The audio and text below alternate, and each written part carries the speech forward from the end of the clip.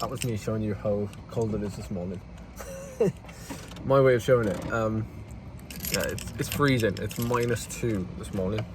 Although, well, that's not. It's freezing in the sense that things are frozen, but it's not freezing in the sense that if you're watching this and you live in like Alaska, for example, or Norway, or yeah, you get the idea. How cold is it with you? And that came in a wave, and all of a sudden it became way more difficult. I've just been finalising plans for the coming period, because obviously I'm now planning on getting back on the bike again. Whee! Big cheer. Nice one, Ed. So I've got in here currently the Rapid Festive 500 as my first kind of target that I can get back into cycling with a proper routine. Because I spend so much time usually planning other people's training, my own training tends to be very, like, I almost know what I want to do, so because it's in my head already, I just make like small notes on my calendar just to kind of prompt. But starting on the 14th, so that'll be a week today, I'm going to start like my first week back, and I'm going to be doing like 15-minute rides, 20-minute rides, building up to 30 minutes, 40 minutes, and then 50 minutes on the Sunday to finish off. All in zone 1, because of what people have said about taking it steady, and then I'll gradually build into zone 2. But nothing any harder than that. This Saturday I might do a short spin, 15 minutes, just to see how I feel, because today I feel like great. No problems, not even coughing this morning, so that's great. And then the following week, which will be Christmas week, the Festive 500 starts on Thursday 24th, and this is where you guys come in. So I'm gonna organise a couple of group rides. We're gonna like have Discord going as well, so yeah, like it'll just be a free for all. You're welcome to join. The way I've scheduled it so far is I've got 40 kilometers, 40 kilometers, 80 kilometers, 90 kilometers, 40 kilometers, 80, 90, and then the final day is just 40 again. So they're quite short, but by riding every day, you don't have to ride like, you know, a massive amount. Now, obviously you can do it differently. You can join for 80 kilometers and then keep going and, you know, tick off more Ks if you want. Same goes for any of the other days, but yeah, I wanted to keep Christmas Day and Christmas Eve kind of shorter, and then like a longer day on the Saturday for Boxing Day, because yeah, most of us have probably eaten too much, so give us an excuse to burn that off. But like I said, if you want to join, there'll be, just keep your eyes open. I mean, you'll know, we'll go live, we'll do live streams as usual. Fingers crossed, you know, if I'm still on the upward trend. But yeah, just so we all get involved. I've spoken to Phil briefly about it, and Scott, but I don't know whether or not Phil wants to go a bit longer, because of his recent experiment with like indoors versus outdoors and how long it takes you to do 100 kilometers. So whether he wants to do that marginal percentage more, then you can do more with him if you like. But I don't know about Scott. If Scott's doing it, maybe he is. If he is, that would be great. It'd be great to get you back on the bike, Scott. Even if it's just for the 40k days, which will probably take us about an hour. But you know, every little helps. Sit yourself down. Welcome to the barbershop.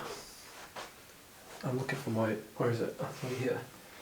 Okay, so I was sent this, I don't know what you call it. It's like a swimming cap, but it has these funny things here. Which are like sensors, so you can scan the person's head. The idea is that one of these beautiful helmets, which I've got to get myself a different colour shell. You can get lots of different colours, I think. I want to get myself a white one so I can be seen better in the winter. But these helmets from Hexa are custom kind of made to your noggin. So I was sent this in the post. I came with this leaflet, and look who's on there. Can you see that? That is Mr. Phil Lovett from Bike Racing Without Mercy, the YouTube channel, yes. So, I don't know if this is going to go on your head somehow. Do you want me to put it on? I'll leave you to do that. But I've got, I am going to get it up now for you. So I've got the app, right? Which anybody can download now.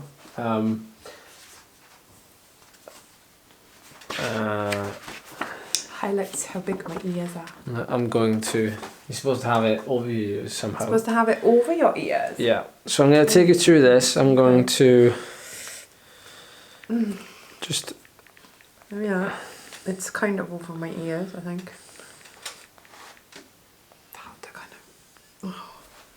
This is not easy when you have long hair.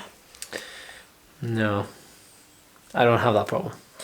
So, I will need a friend, Hey. a seat, fitting cap with tag, and 5 minutes. Make sure you have these before continuing. I don't know if I have 5 minutes. Pull the cap down tightly over your ears, ensuring it has no creases in it, and that the tag is aligned at the front between your eyebrows. So then start fitting. You can have it over your eyebrows. Move the device around to calibrate it there. If not, ensure the cap is Ow. Okay. I can't see anything. Fitting will automatically complete. I like the design of it. If this is not This it is likely because feels something else has really been mixed. strange. Alright, I finally got through the tutorial, which is unlike me because I have no patience. So now I've got to find the tag.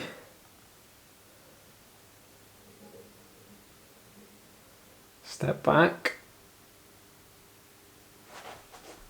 Oh, the dome's appeared over your head, Charles.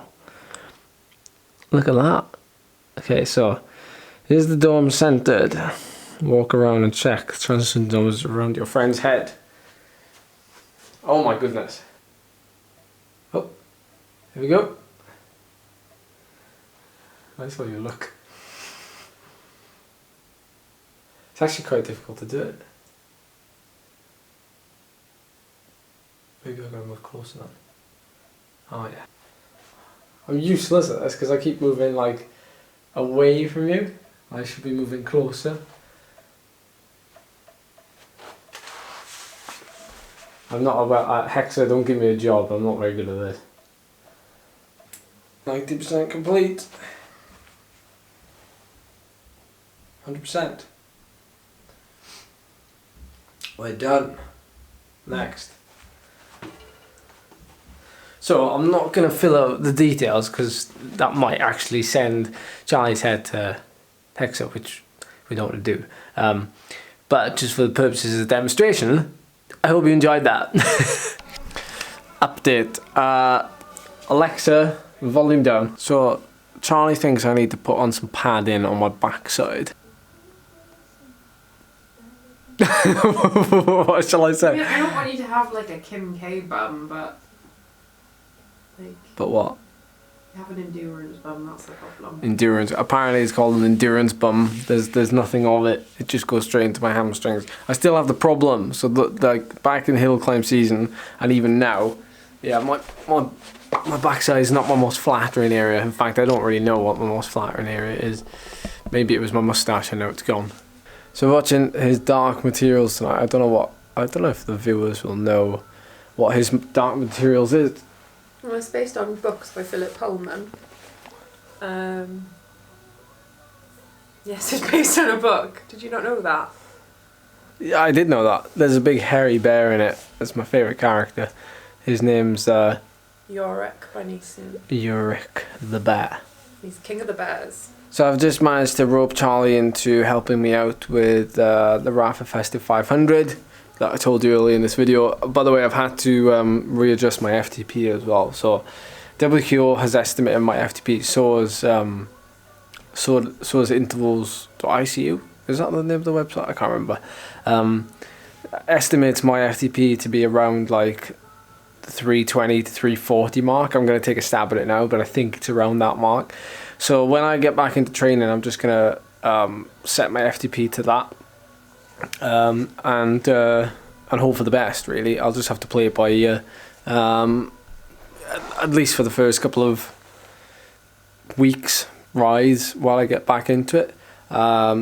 It's better to underestimate the FTP at least, because you'd know, like, as soon as you start going hard in training again or riding, you'd know if you'd set it too low, just because like TSS would be, you know, I want to do, I don't just want to ride, so by getting back into cycling, I also want to turn a page as well. So I don't want to just get back into riding and, you know, focus solely on that. I want to dedicate that week as well to a little bit of stretching / mobility that I've completely neglected now for, well, the whole time I've been ill and just like feeling like, if we do, it'll be for entertaining watching, plus Charlie can act as you guys, giving me stick for how terrible my hamstring flexibility is. Mine's not great either. I want to do my research first, and I want to just nail down a couple of stretches or mobility moves so that I'm effectively like using, like getting the most out of my time. I don't want to be like sprawled out on the floor for any longer than I have to, really. So yeah, we'll film that, and it's gonna be pretty entertaining seeing me start off. But hopefully going from there to the end. So obviously like beginning of 2021. Hopefully we'll be in the routine, and we would have seen some very small marginal gains using our trusty tape measure to measure my hamstring / hip flexor flexibility. That's about it. A lot of you will be surprised actually at how bad my flexibility is, but obviously it's affected by certain things. So if I just got up from sitting down for ages and ages, that would be terrible. But it's not as good as you think it is, and the earlier I address it, the better. So hold myself accountable and all that. It's a good example of YouTube. Right, thanks for watching.